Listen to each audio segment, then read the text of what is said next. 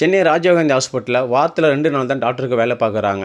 அதாவது normal OP ஜுரம்லாம் எப்போ வேணால் போய் பார்க்கலாம்.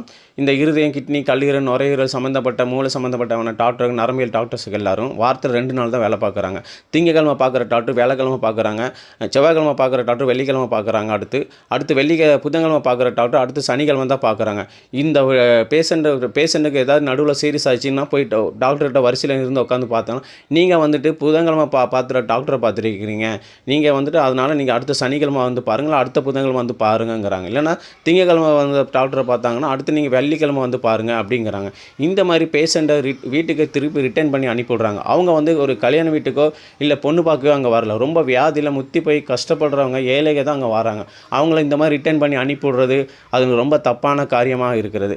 இந்த மாதிரி ஒரு ரூல்ஸை கொண்டு வந்தது யார்? அந்த ஹாஸ்பிட்டல், கவர்மெண்ட் ஹாஸ்பிட்டலில் அரசாங்கமா? தமிழ்நாடு அரசாங்கம் முதலமைச்சர் சொன்னாங்களா?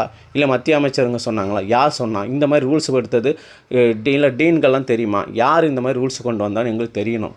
முதல்ல இந்த மாதிரி பேஷண்ட்டுங்கெல்லாம் ரொம்ப நேரம் வெயிட் பண்ண வச்சு இந்த மாதிரி லைனில் வந்துட்டு நீங்கள் புதன்கிழமை டாக்டர்னு சொல்லி அனுப்பிவிடுறது ரொம்ப ரொம்ப தப்பு. அவங்களுக்கு என்ன முறையான என்ன செய்யுதுன்னு பார்த்து அவங்களுக்கு மாத்திரை மருந்து கொடுங்க. அப்போ எதுக்கு நீங்கள் நோட்டு போட்டு ரூல்ஸ் போட்டு ஃபாலோ பண்ணி அனுப்பிவிட்றீங்க?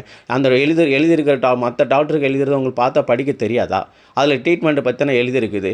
இப்போல்லாம் ஏஐ காலம் வந்துச்சு, எல்லாம் டிஜிட்டல் காலம் வந்துச்சு. ஒரு ட்ரீட்மெண்ட்டை பற்றி கம்ப்யூட்டர் போட்டு அவ்வளோ விஷயம் வருது.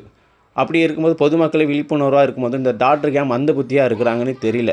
கவர்மெண்ட் ஹாஸ்பிட்டலில் இந்த ரூல்ஸ் போட்டவங்க யாருன்னு தெரிஞ்சு அதை முதல்ல தட்டி கேட்கணும்.